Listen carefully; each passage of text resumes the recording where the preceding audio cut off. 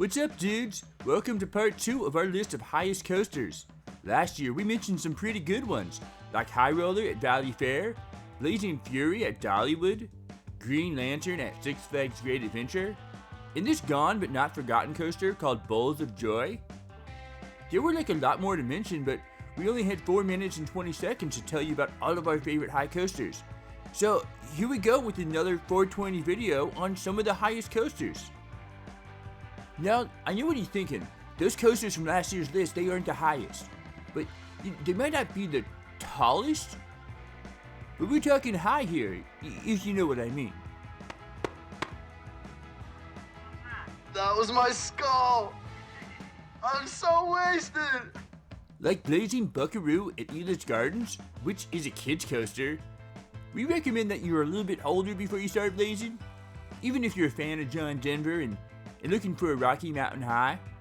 That John Denver's full of shit, man.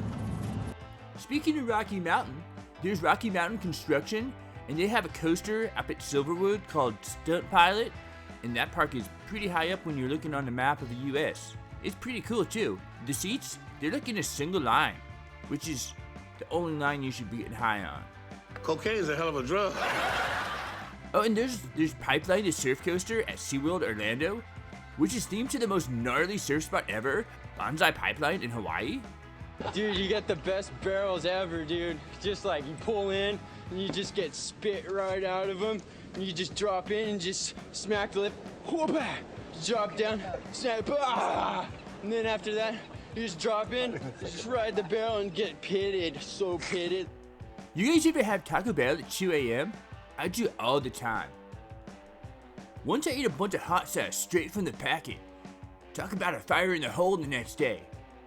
Which reminds me, there's a new fire in the hole coaster at Silver Dollar City. You should totally check it out.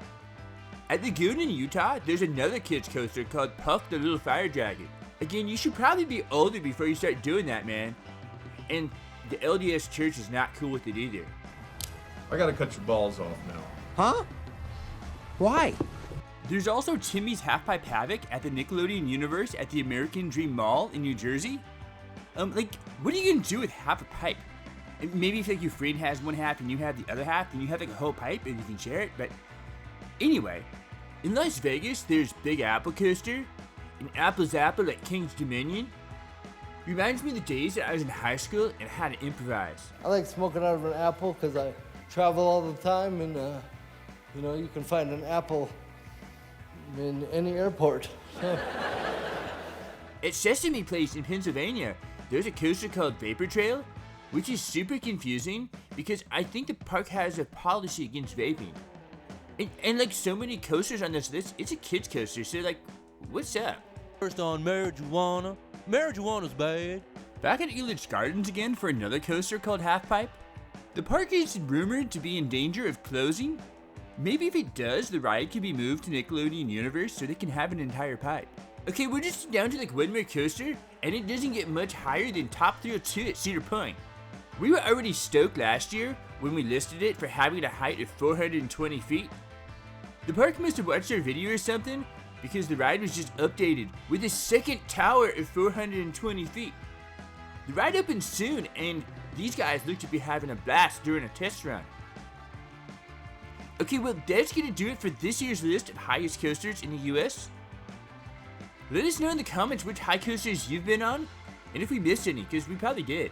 Alright, thanks for watching, and we'll see you in the next video.